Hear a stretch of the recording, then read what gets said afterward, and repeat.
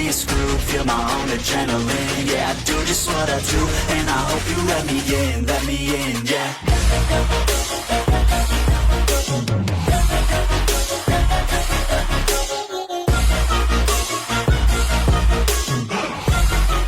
Hello and welcome back, fellow anime lovers, to Cypherfics.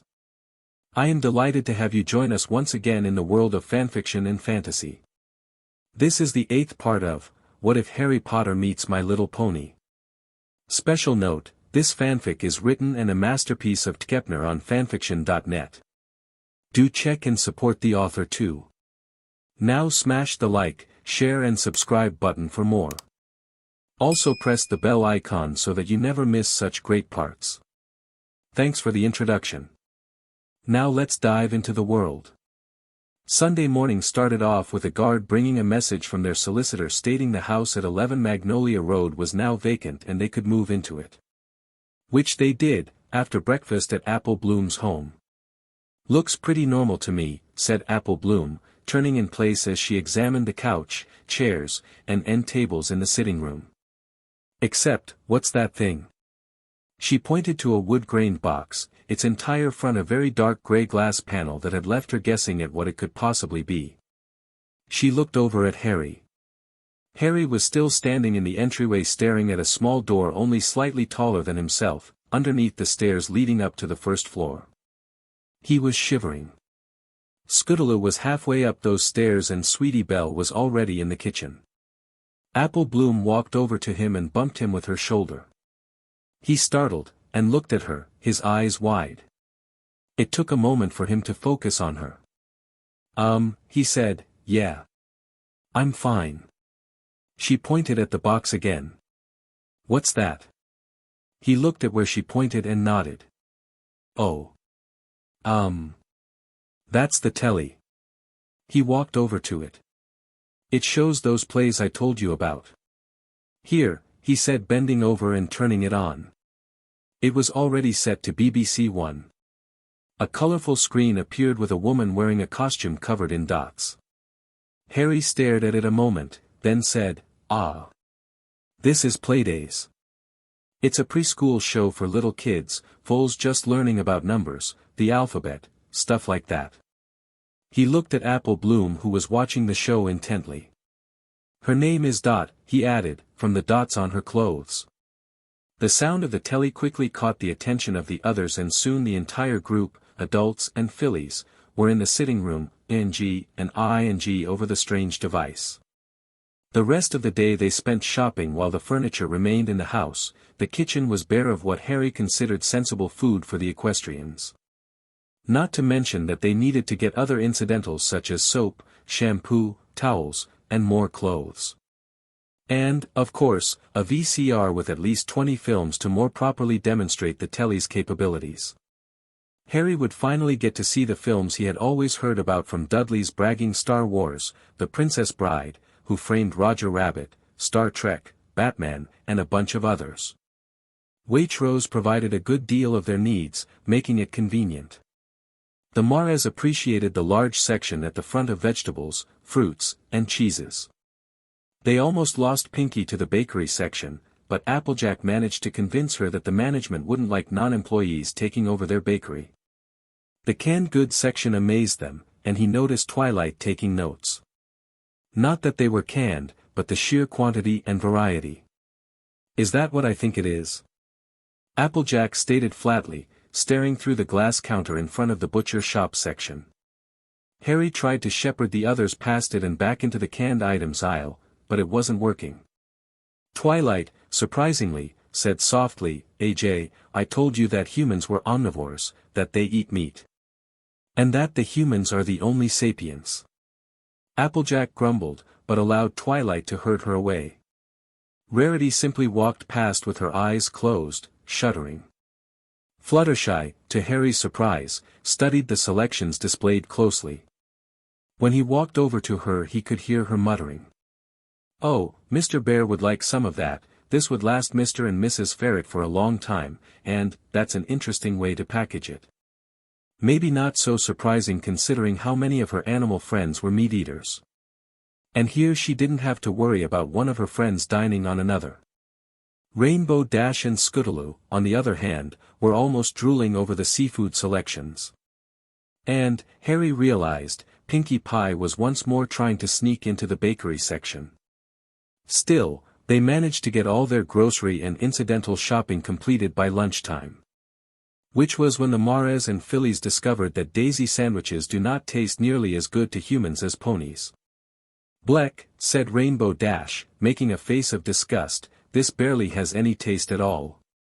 "Yeah," said Scootaloo, putting her sandwich down. Harry shrugged at every pony's agreement. "Humans eat meat, that's what our taste buds are designed for. We just don't find plants as tasty.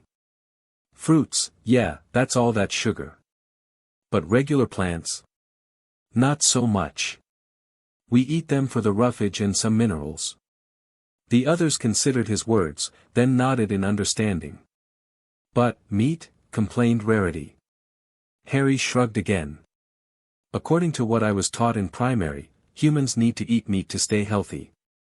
There are ways to be strictly vegetarian, but it's really difficult to get all the vitamins and minerals you need without adding meat and protein." He paused and frowned, especially if you are really active. He looked over at Dash and Scootaloo. Maybe that's why Pegasi like to eat fish every now and then. Rainbow and the filly looked at each other and shrugged as Fluttershy nodded.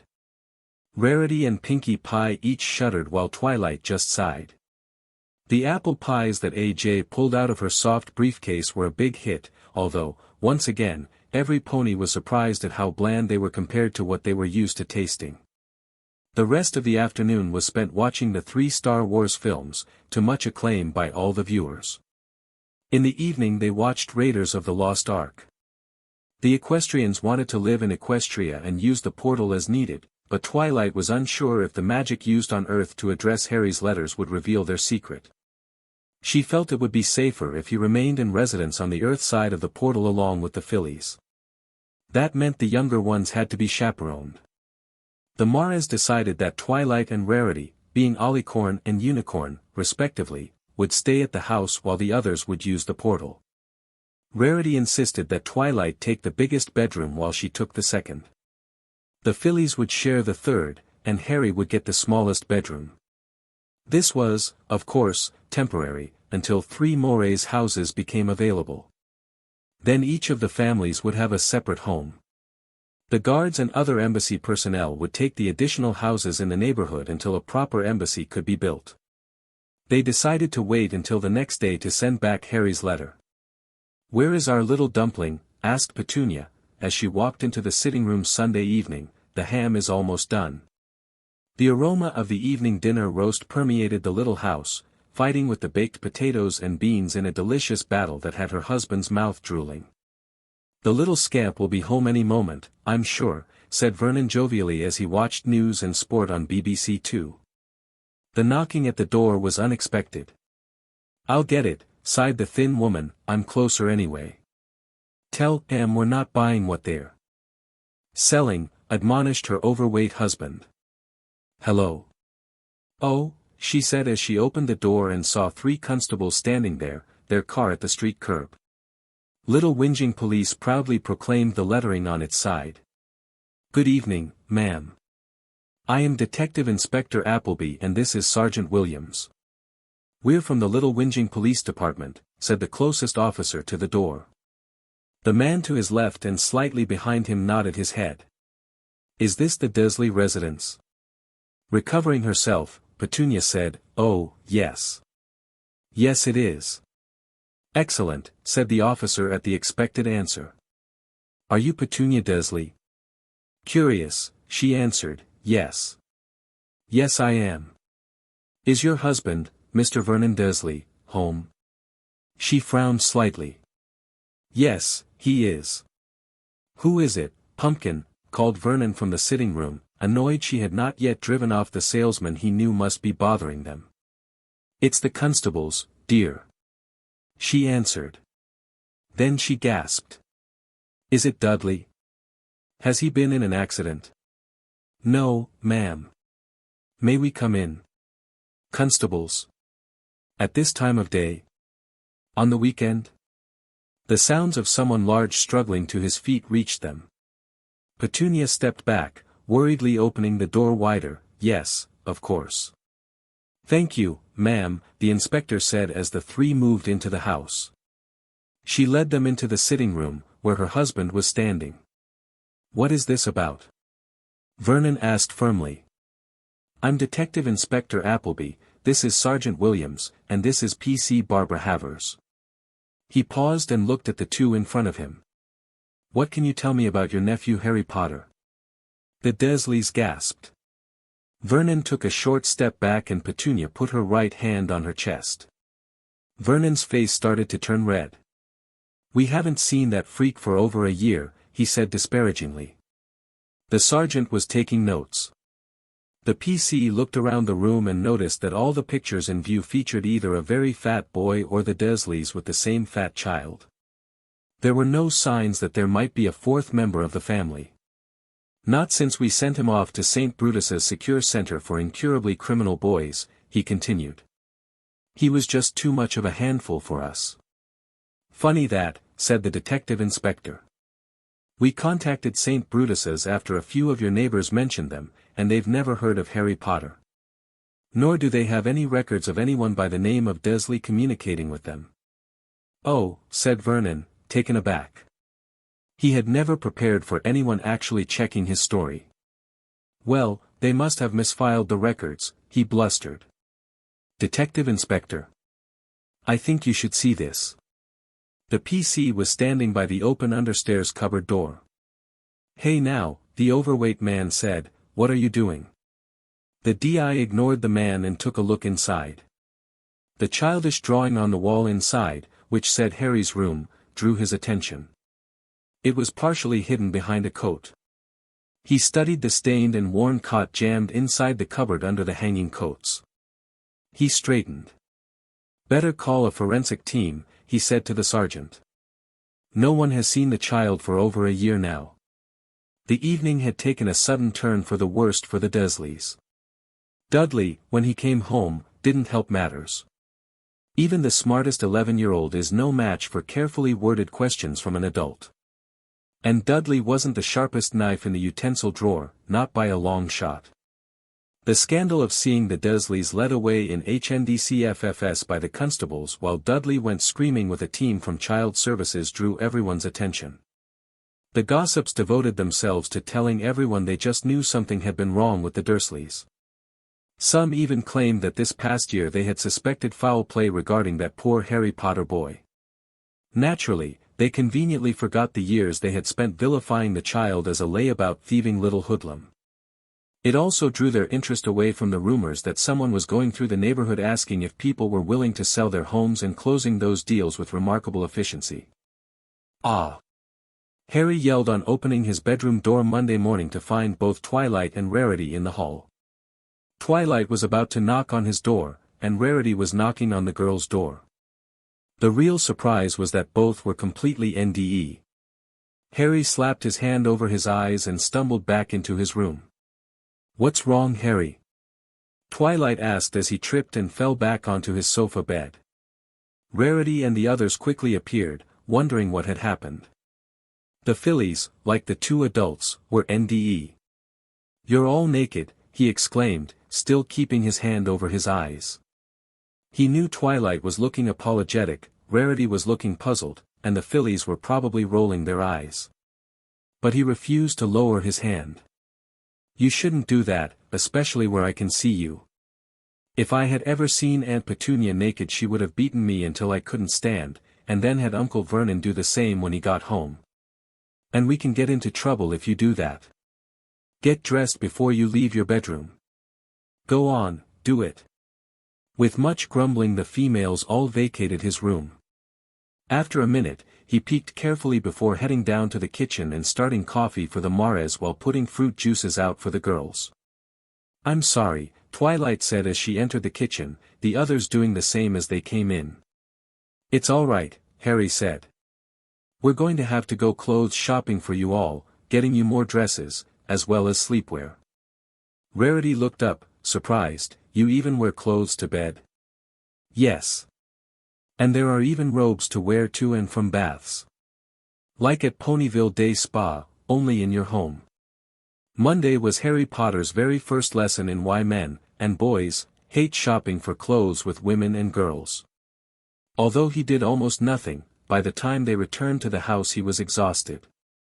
That evening, after dinner, they brought the Hogwarts owl back from Sweet Apple Acres and then gave him Harry's response, which stated, succinctly, that he wouldn't attend the school unless his 3 friends did, too.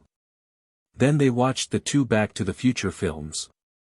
Tuesday for Professor McGonagall started the way it usually did at this time of the year, a stack of letters arriving in her office just before the acceptance deadline. This year, however, she had waited on tenterhooks, metaphorically speaking, of course, for that one letter. The letter that heralded the return of the one who had saved Wizarding Britain from an oppressive dictatorship. The letter that announced the return of the son of her favorite student. The letter from Harry Potter. She did not squeal like a little girl when the flick of her wand yanked a letter from the middle of the pile the house elves had left on her desk. Which is what she told the headmaster later when, at breakfast with the other professors, he insinuated that she had. Nonsense. She said, as you can see yourself, I only now discovered his letter this moment while perusing the Morning Post. She had made a point of opening the letters at breakfast for the last few weeks. She had, of course, pretended not to know the boy's letter was in the pile she carried in with her from her office. She fooled no one except Hagrid, Dumbledore was amused to note. Not with the big grin she had tried to hide while walking into the hall. Opening and reading it, to the eager anticipation of her associates, she frowned, then reread it. Oh, dear, she said quietly, handing the letter to the headmaster. The old wizard read the letter frowning. He turned it over to see the return address. His frown deepened. Then he reread the letter. Is something wrong, headmaster? Asked Professor Flitwick. Professor Snape, the potions professor, snorted, and said disparagingly, the spoiled brat is probably making unconscionable demands. Typical. The headmaster ignored them. Are you familiar with these children? He handed the letter back to his deputy headmistress. She studied the letter. Scootaloo, Sweetie Belle, and Apple Bloom. Her mouth tightened and she studied the letter intently. She shook her head slightly. I've never seen names like these.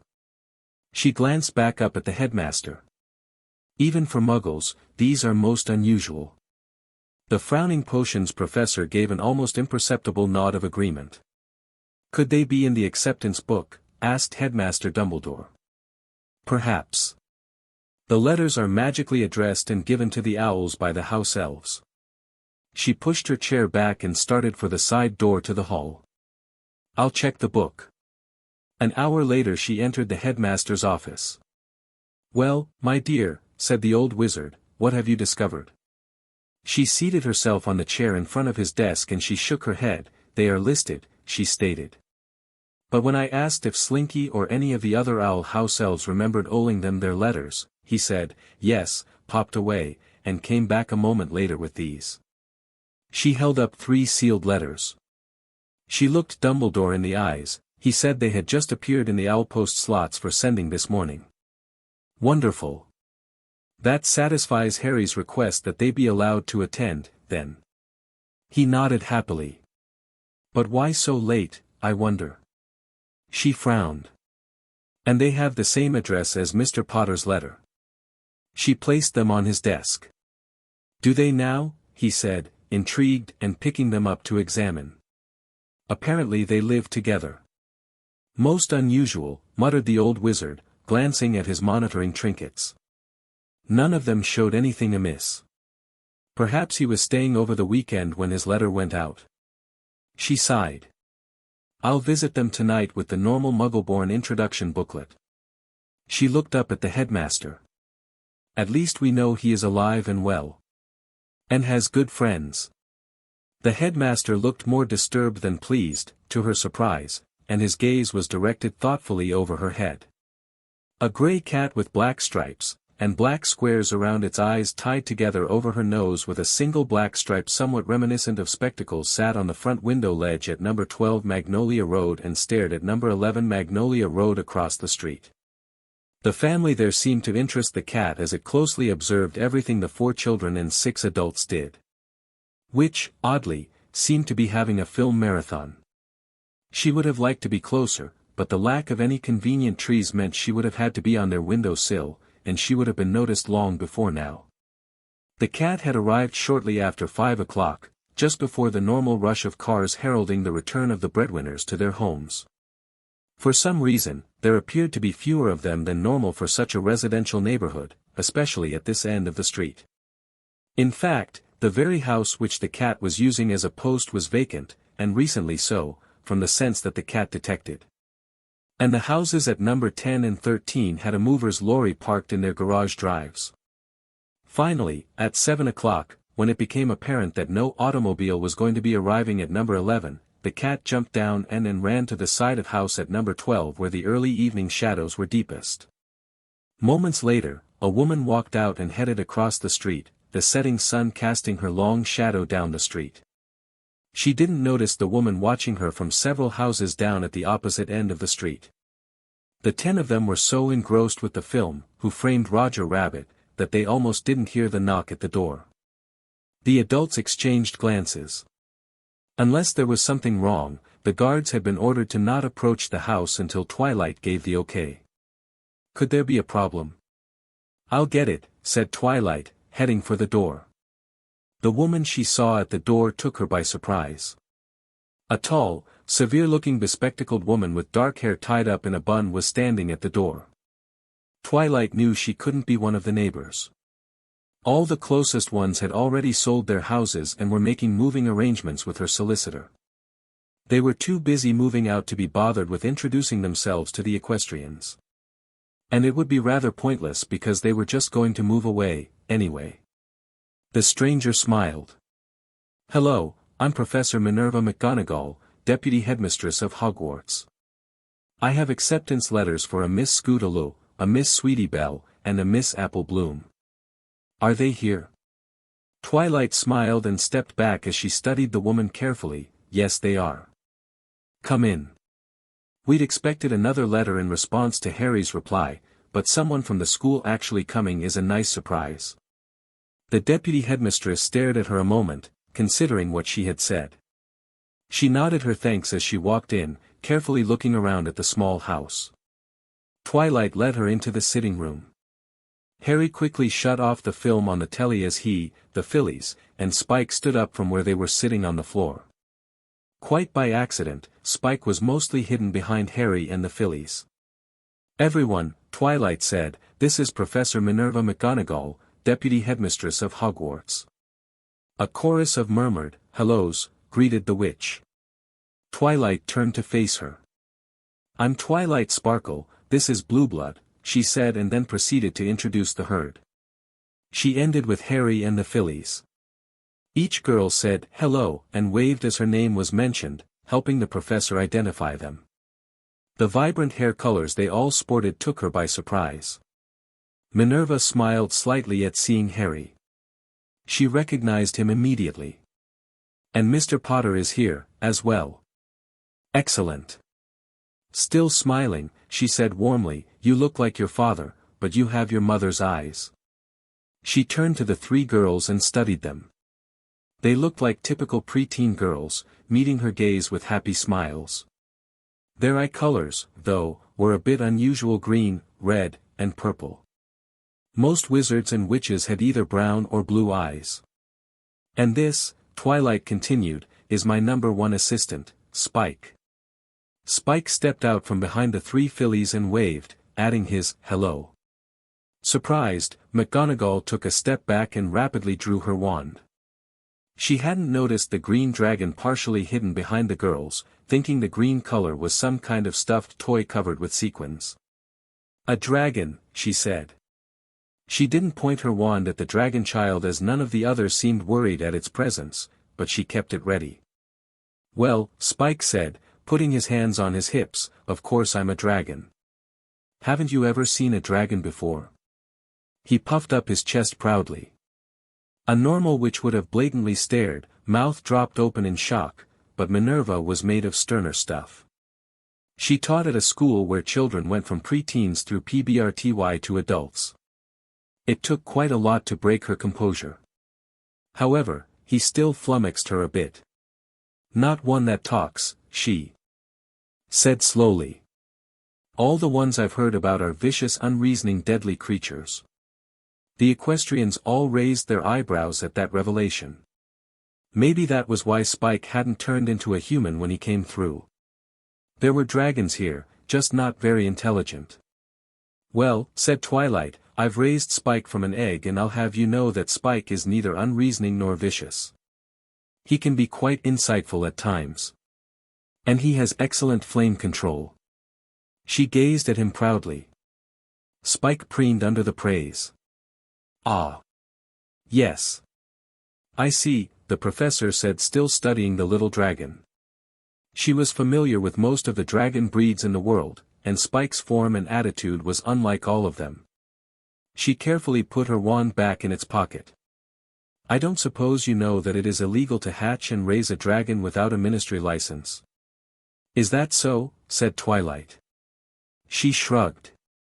"No one ever told us, and no one not in this room knows about Spike being at this house." She smiled at the professor. "I suppose we'll have to see about getting that license, then." McGonagall just stared for a moment. Then she shook her head and returned to her regular business. "Let's see," she said, "this is for you, and you, and you," punctuating each by handing a sealed letter to the girl whose name was on the front. She turned to Harry. "Mr. Potter, I know you requested in your letter that we allow your friends to join you. Only children with sufficient magic are allowed to attend Hogwarts. Fortunately, your friends appear to qualify, although I don't know why they didn't get their letters when you received yours." The girls hurriedly opened their letters and hopped happily in place, showing each other and Harry their letters. McGonagall turned to the adults. "Now, then. I'm sure you have many questions, the first of which is usually, is this a joke? I assure it most certainly is not. Magic is real." She paused to look at Spike uncertainly, her normal spiel clearly not being of much use. They all simply nodded. Not surprising, really, considering they were apparently raising a pet dragon. "Yes, we know," said Twilight, staring interestedly at the wand. The equestrians had debated this point several times before deciding to be upfront about it. While they had decided they wouldn't mention the portal or Equestria, trying to pretend they didn't know magic would backfire when Harry and the fillies inevitably displayed their knowledge and abilities. Of course, they hadn't expected an actual visitor, so the visitor meeting Spike would have ruined any other plans, anyway. Rarity smiled and lifted her mug of tea in her magic to take a sip. Harry and Sweetie Belle also smiled and lifted their fizzy drink bottles from on the floor to their hands. Prince Blueblood, not to be outdone, magically poured additional tea into his cup from the pot on the table before lifting it for a sip. It was a bit more strenuous here than at home, and required far more concentration. Twilight had theorized that magic wasn't nearly as prevalent here as the reason for that difficulty. "Oh," the older witch said, "I see. And wandlessly, too." She blinked a few times, thinking. "That makes things simpler. Have you had any contact with the wizarding community? Do you know about Hogwarts already?" To that, Twilight said, "No, we haven't. We know nothing about either subject." For the next hour, with many interruptions by Twilight, the professor told the equestrians about the wizarding community and how they kept themselves separate from the non-magical humans, although she called the non-magicals, muggles.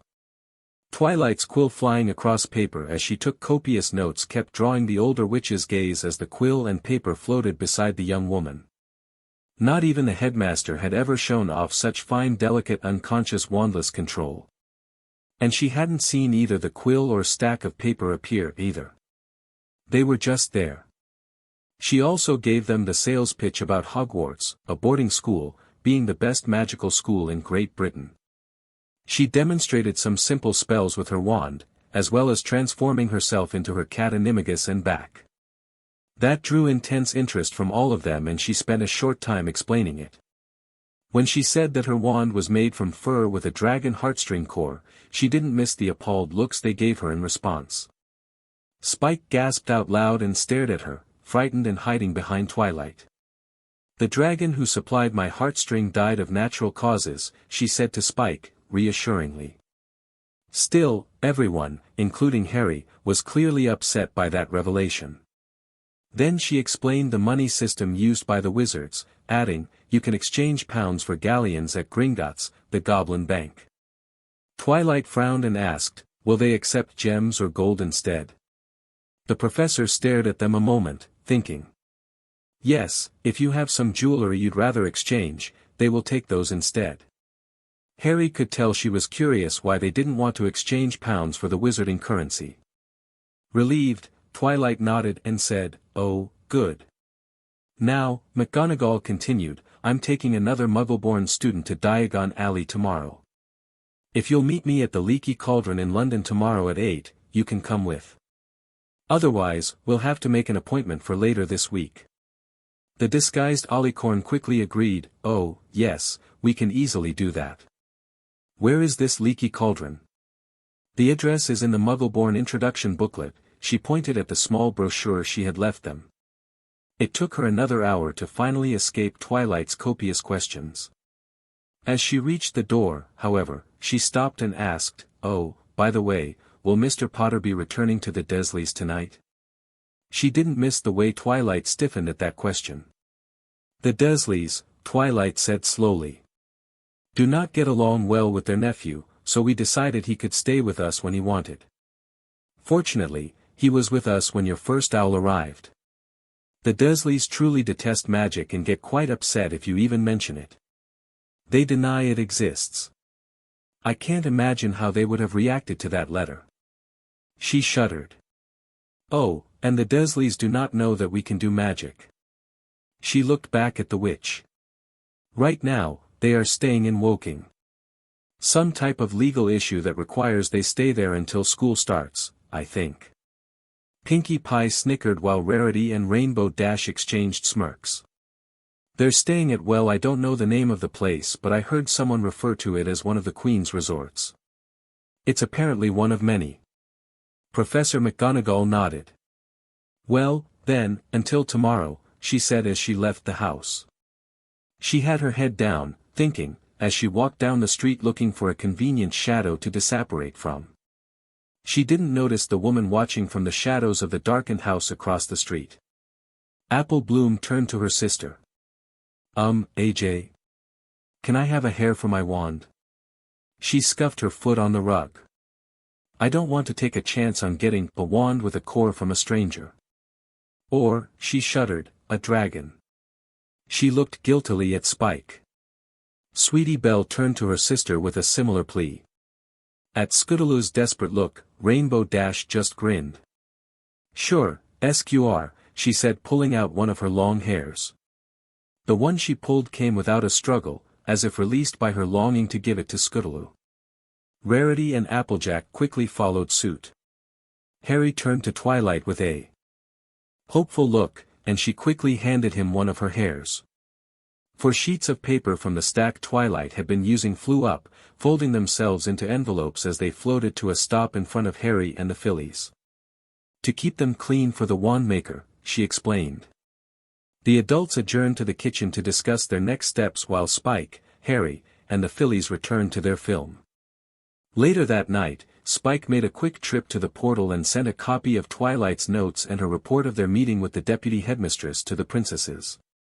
Harry's morning started like the previous two, cajoling and whining at the fillies to wear clothes. As they came down the stairs at 6 o'clock, they saw Applejack, Rainbow Dash, Pinkie Pie, and Fluttershy coming in the front door. The fillies and Harry were surprised to see Twilight and Spike coming in with the other Maras. Harry wondered when she had gotten up and why she had gone to the portal. In the dining room, Pinkie Pie unloaded her soft briefcase, placing an impressive pile of the baked goods on the breakfast table. Meanwhile, Applejack unloaded her briefcase with a huge pile of pancakes Granny Smith had prepared. "Here you go, Harry," Twilight said, handing him a piece of wood about twice the size of his thumb in diameter and reaching from his fingertips almost to his elbow. "It's from the library tree. I thought you maybe could use it for your wand. And the princesses sent you some hairs, as well. Maybe the wand maker can put them all together." Harry's eyes sparkled as he gently took the branch. "Brilliant, Twilight." He hugged her. Applejack handed a similar piece of wood to Apple Bloom. "It's from old Grandad," she explained. Apple Bloom almost burst into tears at that. Old Grandad was the first apple tree planted at Sweet Apple Acres over 300 years ago, before Ponyville was founded, by her great-great-great-grandfather. Rainbow Dash turned to Scootaloo and held out a primary feather. "Here. This might work better for you than a hair.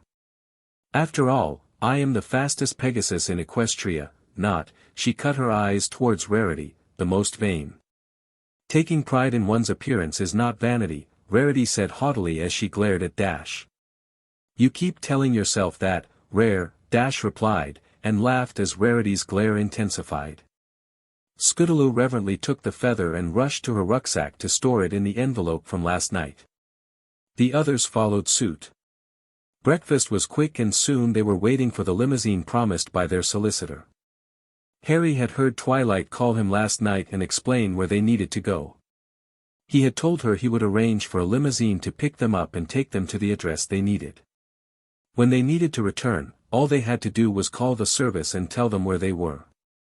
As for the call itself, well, Harry had shown her how to use the telephone system and the solicitor had told her what the number was at Mrs. Marple's house when they moved in on Sunday. It was now posted above the phone. Their solicitor had told they would keep that number until the embassy was set up. The limousine was huge, a long low-slung vehicle with more than enough seating for the 10 of them. Harry had never seen such a vehicle before. Fruit drinks were stored in a small refrigerator behind the driver's seat. For the ponies used to chariots, carriages, and railcars, it was quite an experience and Harry had a difficult time holding his laughter back at their amazed reactions. The drive itself was just as riveting. They couldn't believe the high-speed traffic, to the equestrians that is, on the M3, M25, M4. 50 miles per hour with 3 and 4 lanes of traffic, with London growing large in the distance was an incredible experience for them. Only Pegasi in Equestria moved that fast. And yet, here, it was considered ordinary for everyone. And so many at the same time. The driver stopped in front of a bookstore at 42 Charing Cross Road to let them all out. Twilight was the first out of the car and nearly bolted for the bookstore before they could grab her. It took both Applejack and Rarity repeating, "Focus, Twilight, focus," to drag her away. All the while she longingly gazed at the books on display in the store's windows. Books no pony had ever read. Books she could tell were not in the little whinging bookstore.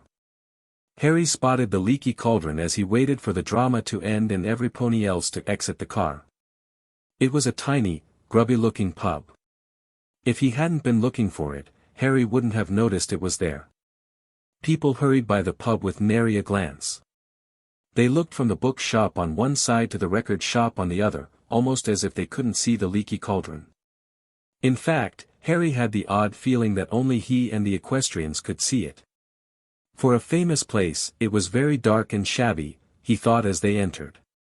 A few old men were sitting in a corner, one of whom was smoking a long pipe and drinking something that was a bright green from tiny glasses. A diminutive man wearing a top hat was talking to the bartender, an old, quite bald, man who resembled a toothless walnut. The low buzz of chatter slowed when they walked in and the customers inside looked them over. Professor McGonagall was standing by the bar at one side of the pub, in the back. With her were 2 adults and girl, looking quite out of place in their modern clothes. Twilight led the group towards her. The bartender looked up and said, "These the rest of your group, Professor?" Before she could reply, though, the bartender exclaimed, "Good Lord," and stared at Harry. Can this be the room had suddenly gone completely still and silent. "It is Harry Potter, bless my soul," whispered the old bartender, "what an honor." The man, tears in his eyes, hurried out from behind the bar, rushed toward Harry, and seized his hand. "Ah! Welcome back, Mr. Potter, welcome back." Harry didn't know what to say. Everyone was looking at him. Then there was a great scraping of chairs, and the next moment, Harry found himself shaking hands with everyone in the pub. Compared to the laid-back attitude of the ponies in Equestria, this was quite overwhelming to Harry. The crowd, only a dozen or two people, quickly edged the fillies and other equestrians away from Harry. Professor McGonagall, her muggle guests, and the equestrians all stared, completely flummoxed at the way the witches and wizards were reacting to Harry's mere presence. The room was brought to a stunned silence as a tremendous boom shook the pub. Harry looked over at the source of the noise and saw Pinkie Pie, with an ear-to-ear grin, hoisting her party cannon on her shoulder. Streamers hung from every spot where a streamer could hang, and glitter softly wafted from the ceiling. A tall banner stretched over the bar, reading, "Welcome back, Harry Potter." A huge cake adorned one table, the glitter somehow avoiding it. A poster was on the wall, labeled "Pin the tail on the pony." A ribbon sliced to resemble a pony tail hung beside it.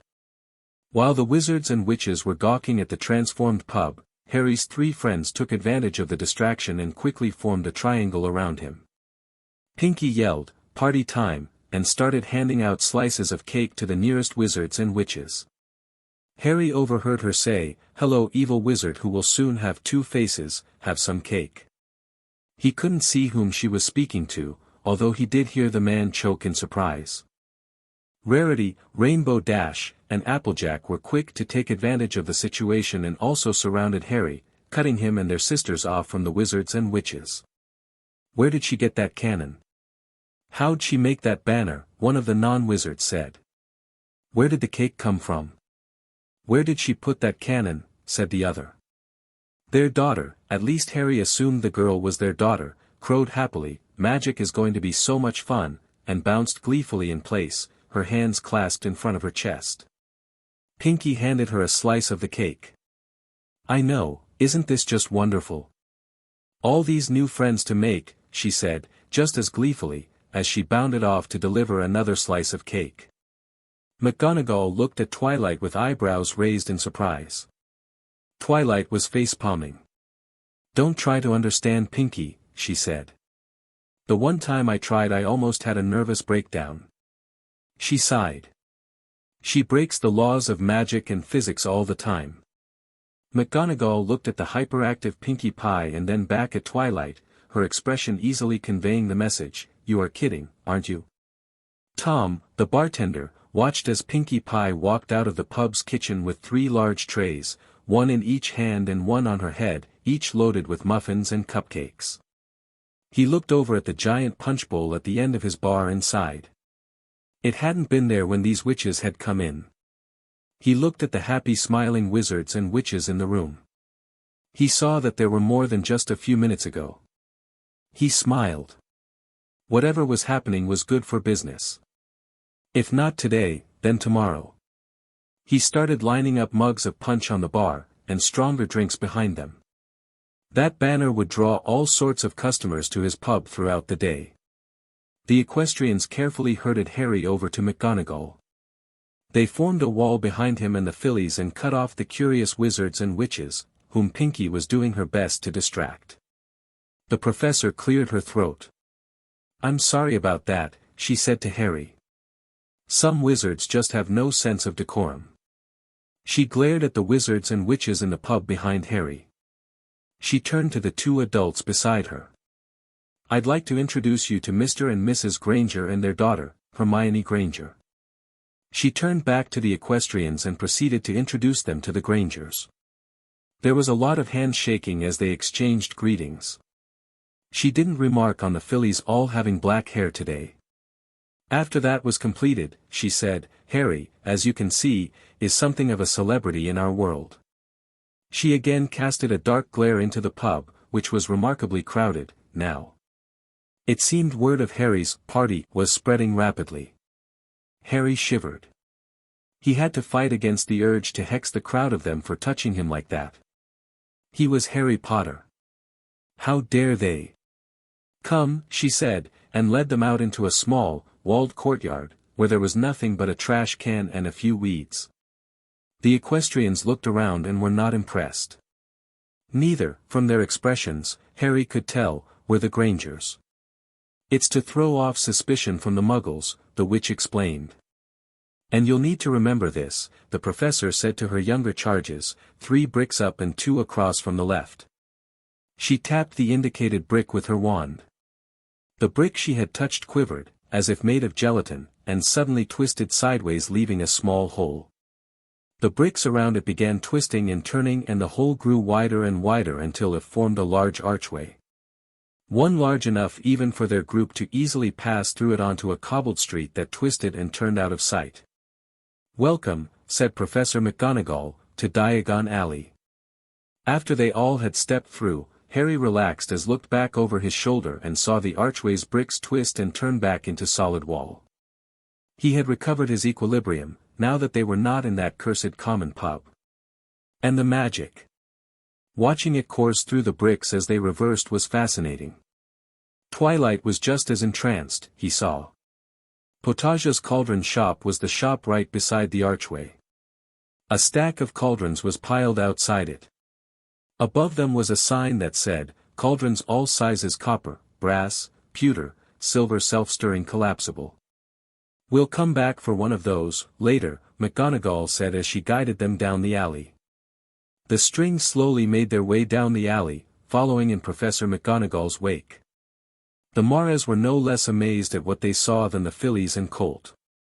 The shop fronts were all slightly odd-looking, their proportions off just a little from what they expected. The straight sections were ever so slightly crooked and the curved sections seemed to stick out farther than they should.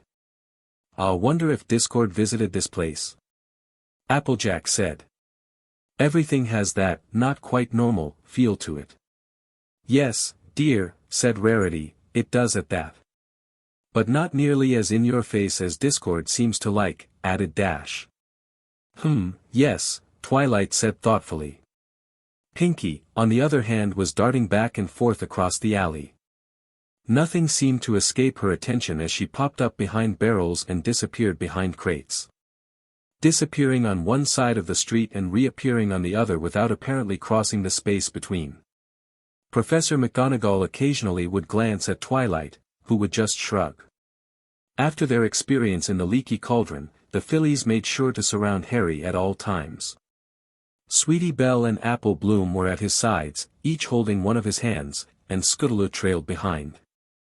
Rainbow Dash's and Pinkie Pie's strange hair coloring garnered them much attention, especially Dash's rainbow tresses. The comments Harry could overhear seemed split between delighted surprise at the colors and disgust at such brazen attempts at garnering attention, with many disparaging remarks about Muggles. Harry could see the Maras twitching their heads slightly as they heard comments that the speakers clearly didn't expect them to hear. Being equestrian did give one better hearing, it seemed. The casual displays of magic were not unusual to the ponies turned human, unlike the Grangers, but the items they saw for sale in the shop certainly were. There were cauldrons, telescopes and strange silver instruments, windows stacked with barrels of bat spleens and eels' eyes, both of which appalled the ponies, tottering piles of spell books, quills, and rolls of paper, potion bottles, globes of the moon, and lots of other items. Unlike Ponyville and Canterlot, though, both of which were quite expansive, the street and buildings were crowded close, with merchandise stacked outside the shops and reducing walking room even farther. The commotion of the young boys at the broom shop left them puzzled. What could possibly be exciting about brooms? They almost lost Twilight when they reached a bookstore by the name of Flourish and Blots, but quick action by Applejack kept her with them, grabbing her arm and saying, "Twilight, you can examine the bookstore later, if not today then another day. First, we have to get to the bank." "But, books," Twilight complained as she reluctantly allowed herself to be dragged away, staring longingly at the shop as they left it behind. Harry noticed that the Granger girl likewise had to be redirected by her parents, although with far less pouting.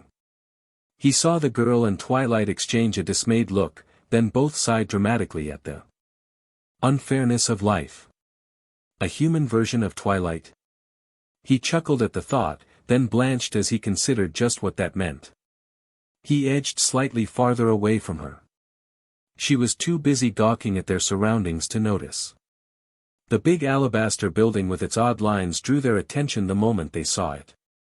Applejack muttered, "Discord," and shook her head.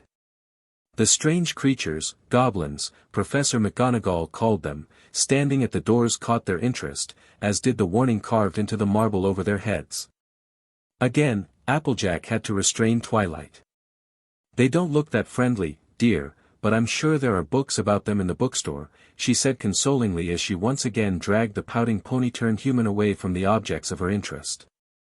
Professor McGonagall, noticing the equestrian's interest in both the carving above the doors and the goblins to either side, said, "Gringotts is probably the safest place anywhere in England for whatever you hold valuable. The only place safer than Gringotts is, naturally, Hogwarts." She gave a quick glance to the adults.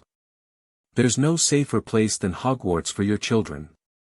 The equestrian all nodded. That was what they would expect of a school that taught magic. The Grangers, on the other hand, didn't look nearly as confident. The expansive luxurious marble interior was astonishing in comparison to the drab colors and shabby appearances in the rest of the alley.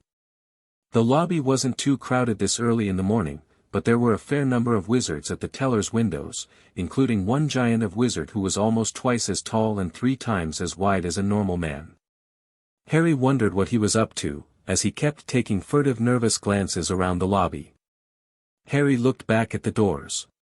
Yes, he decided, the inside was bigger than the outside. He wondered if such a spell could be applied to smaller things, such as bags. He could imagine Applejack spelling her wagon to carry many times its normal load to save trips if she could pull it, that is. On the other hand, Big Mac had no difficulty moving their cart as it was. Even if they only increased its capacity by half, it would still be a massive time-saver for them. Harry had never seen such an impressive building. He noticed, though, that the Mares did not seem impressed at all with the building. Not surprising, consider how often they visited Canterlot. The Mares found the goblins hurrying around much more intriguing. Fluttershy, however, seemed to be cowering behind Dash. The many swords and knives the goblins wore apparently intimidated her. Harry was relieved to see several goblins working at assessing or counting jewels. Maybe the few they had dug up might give them a bit of spending money of their own. Buying ice cream or other treats when they wanted instead of having to beg their relatives for a few bits would be so nice. With any luck what they had dug up yesterday would last them the year. The professor led them to an unoccupied teller's window, the same one the really big wizard had just left, heading off to the rear of the bank and following a goblin. The goblin at the window wasn't idle, but writing in something. "Yes," he growled as she stopped in front of him. His countertop was well above Harry's and the filly's line of sight. Even standing back from the teller's window still only let them see the goblin's face. "Mr. Granger, here," she indicated the man, "would like to exchange pounds for galleons." She turned to the muggles and said, "We'll meet you at the front doors when everyone else is finished." She then led the others to a new window, where she received the same surly greeting. "These witches would like to exchange gold and jewels for galleons." She indicated the Mares. The goblin gave them a long searching look, lingering on their hair colors, especially Rainbow Dash's. "And here is Mr. Potter's key to his vault," she continued. The goblin took the key. He examined it closely, and even went so far as to lick it. "I will conduct Mr. Potter down to his vault so that he may withdraw sufficient funds for the coming school year," she explained to the group. Twilight and the other Mares exchanged uncertain looks, as did the 3 fillies. They clearly had reservations about letting Harry away from their sight. Finally, Rainbow Dash said, "I'll go with him, too." A relieved-looking Twilight nodded her head thankfully. Meanwhile, Harry could see the fillies wanted to go with him. But if they did that then they wouldn't get their gems traded for whatever bits they could get.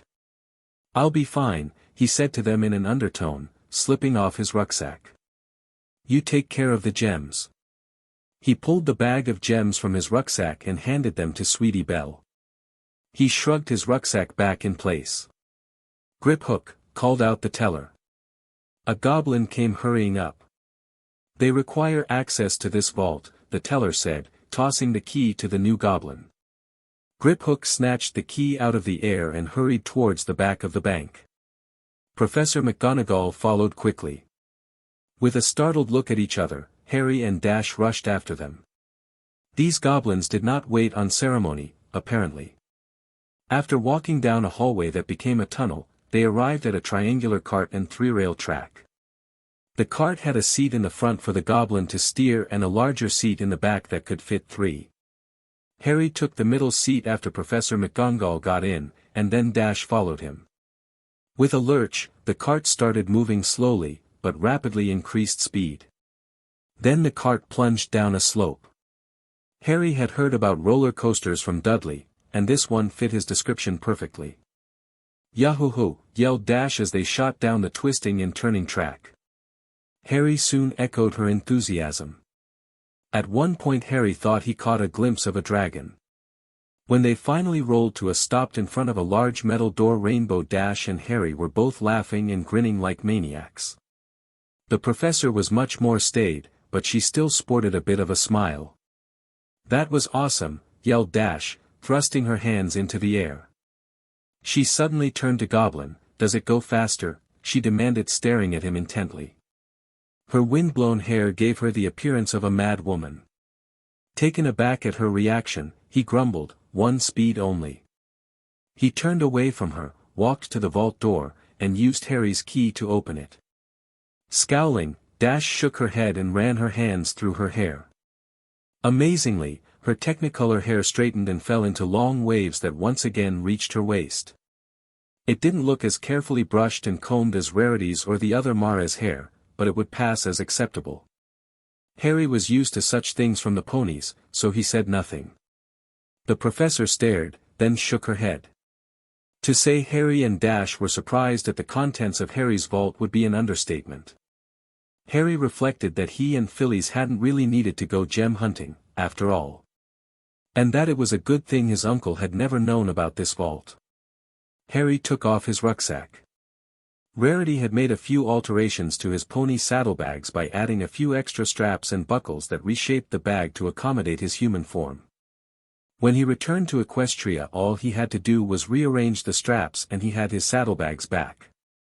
He quickly started scooping handfuls of the gold coins into the rucksack, ignoring the others. Dash had already lost interest and was looking up and down the tracks outside the vault for something interesting. Mr. Potter, the professor called from the entrance.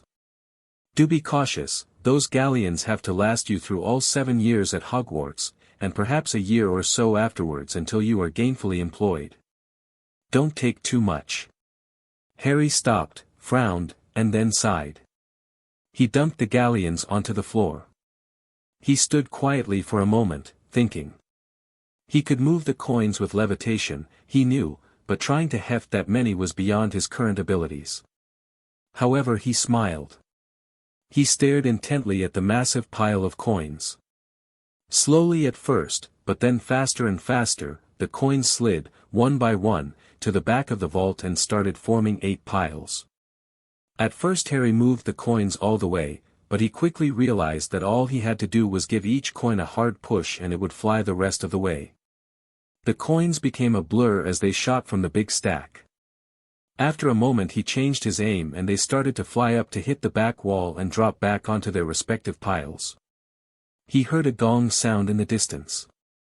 Harry was sweating by the time he finished, but there were 8 piles of gold coins. He looked back at his professor, proud of his achievement.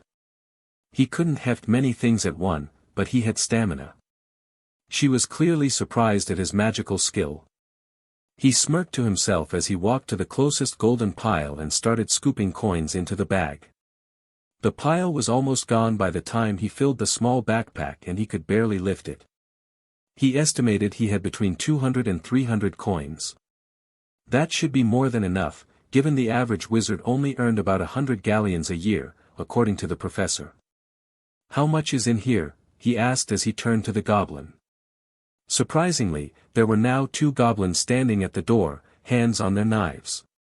One watched Rainbow Dash outside the vault while the other intently watched the 2 of them inside. The goblin didn't answer except to scowl as he pointed up with one long finger. Above the door on the inside was written, 3000 G.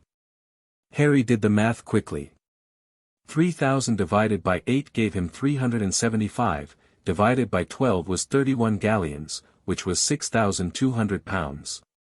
He couldn't imagine spending over £10 a month, never mind 6,200, while living at a remote boarding school where all living expenses were covered. Stupid adults. He rolled his eyes, don't take too much today, indeed. Seems like only the ponies were smart. Naive, but smart. Staggering slightly under the weight, he headed for the cart. The goblin closed the door behind him, hurried around them to hop into the cart, and then glowered at the slower-moving humans. That Dash was already in her seat somewhat spoiled the effect he wanted. The other stood outside their closed vault and watched. "Let me fix that for you, Mr. Potter," McGonagall said. She looked at the goblin. "Do I have permission to cast a featherlight spell on Mr. Potter's backpack?" At his nod, she touched her wand to his backpack and mumbled something Harry missed. Instantly, it felt as if his backpack had become empty. He took it off and looked inside. Sure enough, it was packed with gold coins. "Thank you, Professor," he said, relieved that he wouldn't be lugging that weight all day in the alley. He also made a mental note to learn that particular spell. Before putting the backpack back on, though, he took out 3 galleons. The professor was waiting for him before getting in herself. "Hurry up, Harry," called Dash, rocking back and forth in the cart and obviously hoping the return trip would be as much fun as the trip down. Grinning as he got in, he held up the 3 coins. He dropped one into the goblin's hand and said, "All 3 are yours, if the trip back is faster." The goblin grinned evilly as he said, "1 speed only." Professor McGonagall started to look worried. Dash, on the other hand, was grinning widely. As they slid to stop, Harry, laughing excitedly, handed the goblin his reward. The goblin said in a low voice that only Harry could hear, "For certain definitions of 1, indeed, the carts have only 1 speed."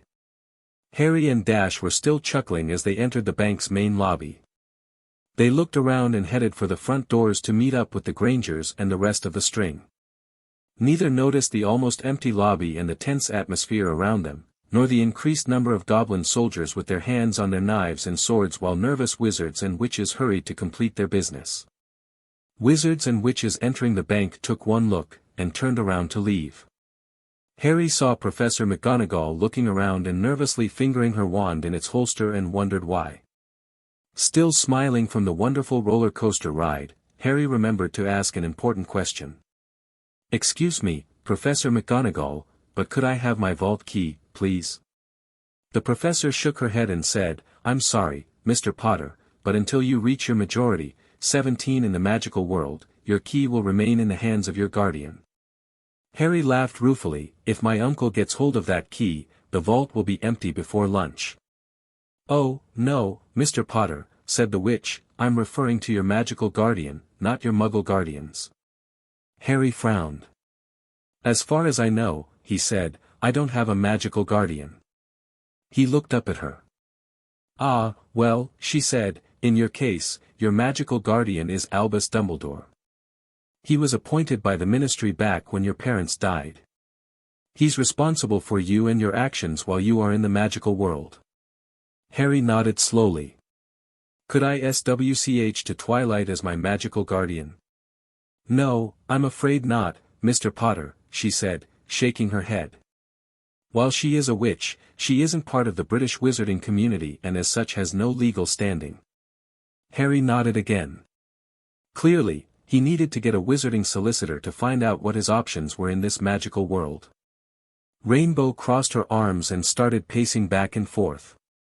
"What's the hold up with the others? I thought every pony else was still in the lobby here." She rolled her shoulders. "Celestia, I wish I could fly here." She turned to the Grangers. "Excuse me, do you know where the others went? Was there a problem?" "Well, I saw them headed for the back of the bank following a goblin, but I don't know why," Mr. Granger said. He nodded to his wife, we were discussing the charges on changing pounds into galleons, and whether or not having an account here would help. He frowned. They don't have any interest-bearing accounts, and the vaults all have monthly fees. Hermione piped up, I think it was something the girls brought up. It looked like they were finished when Sweetie Belle, I think, handed a bag to the goblin. He took a look then called over another goblin. Harry said, oh. That must have to do with the gems we dug up on Friday. Dash nodded in understanding but the other adults all looked puzzled. But, Harry asked, why were our gems different from the ones that Prince Blueblood said Princess Celestia and Princess Luna gave us? He looked over at the Grangers. Applejack did give both briefcases to the teller, didn't she? Hermione nodded. The boy noticed Mr. Granger in the background, with raised eyebrows, mouthing princesses to his wife. Oops. He considered what he knew. The difference must be in the sizes. He knew that the ponies all favored small gems that could easily be sewn into clothes and added to armor. Rarity's favorites were barely bigger than grains of rice, although she did have a couple of necklaces and gowns made with bigger gems. And he remembered how huge the gems had looked in Equestria and how much smaller they appeared here.